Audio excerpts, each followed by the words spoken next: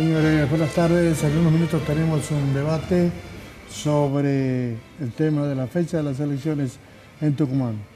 ¿Cómo te va, Romina? Muy bien, vos, Germán, ¿cómo estás? Muy bien. ¿Cómo le va, señora? Muy bien. ¿Cómo está estás, usted? Germán? Bien. Muy bien. Hola, Vanessa, ¿cómo estás? Hola, Germán, ¿cómo estás? Muy bien. Arrancamos nuestro programa con una entrevista con Daniel Santoro, periodista del diario El Clarín. ¿Cómo te va, Daniel? Buenas tardes. Hola, Germán, muy bien, ¿cómo estás vos? Gracias, un placer escucharte. Daniel, alguna pregunta que está en Tucumán muy importante para vos es, ¿qué está pasando en estos momentos en la Corte Suprema de Justicia de la Nación? Primero, con la cuestión de fondo sobre Juan Mansur, y segundo, sobre una nueva presentación que hicieron pidiendo que se suspendan las elecciones en la provincia de Tucumán para el mes de agosto. ¿Qué información tenés? ¿Qué nos podés informar sobre esto? Bueno, yo la información que tengo es que el martes la Corte anuló la cautelar por la cual había suspendido las elecciones en Tucumán en la medida que Juan Mansur renunció a su candidatura a vicegobernador de Tucumán, mientras que la querella de Alfaro, del intendente de San Miguel de Tucumán, había solicitado que, sin embargo, se expía sobre la cuestión de fondo, es decir, si la Constitución de Tucumán permite 5 reelecciones consecutivas, aunque sean el cargo de gobernador y vicegobernador. Por otra parte, lo que se conoció hoy, Germán, es que el Procurador General de la Nación, Eduardo Casal, el jefe de los fiscales, consideró ante un nuevo pedido que presentó el diputado por Formosa de Juntos por el Cambio, Carvajal, que no es un tema de la Corte Suprema, de la cuestión de la reelección indefinida en Formosa. Sin embargo, la opinión del Procurador General de la Nación no es vinculante, es decir, que la Corte puede decidir lo que quiera. Son todos estos temas, tanto el de Tucumán, el de Formosa, como el de San Juan, que veremos qué se resuelve en la próxima reunión de acuerdos que va a ser el día martes aquí en Buenos Aires. Hay otro pedido que hizo Tucumán, que hizo el intendente de San Miguel de Tucumán, Germán Alfaro, pidiendo que se suspendan las elecciones en la provincia, convocadas para el 11 de junio ya, y que pasaran para el mes de agosto. ¿Cuál es? ¿Tenía alguna información sobre el tema? No, yo esa nueva presentación no la conozco. Lo que sabía nada más es que habían contestado el lunes aceptando la anulación de la cautelar, y por eso fue la decisión de la Corte de dar de baja ese amparo, esa suspensión, habilitando el Tribunal Electoral de Tucumán para que ponga la nueva fecha, que yo creo que según Mansur va a ser a mediados de junio. Pero esa nueva presentación no la conozco, Germán. Bien, perfecto. Ahora, siguiendo con el tema del fondo de Mansur, ¿hay una estimación de tiempo? ¿Lleva tiempo? ¿Cuál es tu apreciación como conocedor del ámbito tribunalicio?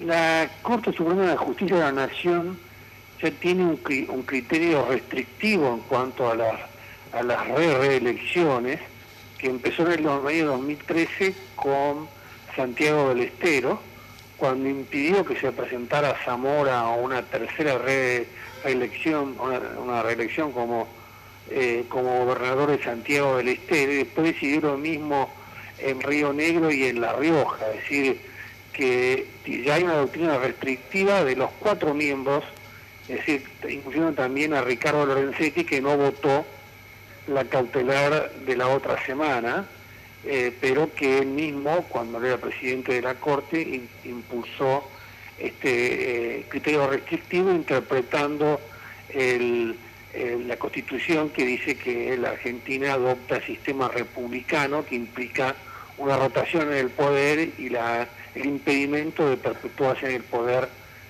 por parte de algún ciudadano argentino, ¿no? Así que yo creo que el tema de fondo va a ser un voto a favor de mantener estas restricciones en cuanto a la búsqueda de un quinto periodo dentro del Poder Ejecutivo, ya sea tanto gobernador como vicegobernador. Daniel, mis compañeros acá en la mesa te van a hacer una pregunta, por favor.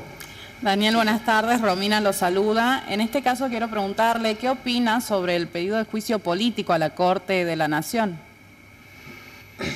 Bueno, yo creo que hasta ahora lo que hemos visto en estos 4 meses de la Comisión Política, Comisión de Juicio Político que maneja la mayoría del Frente de Todo, el kirchnerismo, es que la causal por mal desempeño no ha encontrado ninguna prueba concreta. Han variado los temas desde empezar diciendo que debían ser destituidos por el fallo del 2x1 en el caso Muiña, un represor. Como no he encontrado en eco en eso, después fueron el tema de la obra social, del Poder Judicial. El ex administrador Héctor Marchi fue a la justicia haciendo unas denuncias rimbombantes y demás, pero en términos jurídicos lo que hicieron fue denunciar irregularidades administrativas, digamos, que en todo caso pueden caberle, si se llega a encontrar un delito, al director de la obra social del Poder Judicial y no a los 4 miembros de la Corte. Yo creo que, en mi opinión, es una estrategia de Cristina Kirchner para desgastar a la Corte, tratar de quebrarla, porque ella sabe que sus condenas, sobre todo esta que tiene la condena de 6 años de prisión en la causa vialidad, va a terminar en manos de la Corte para decidir si la confirma o la rechaza dentro de aproximadamente un año. Otra pregunta. ¿Qué tal, Daniel? Soy Fabiana Orqueda. Quería saber, ¿usted ha sido citado precisamente en la ampliación de este juicio a la Corte por una nota que sacó usted en Clarín el día 29 de abril?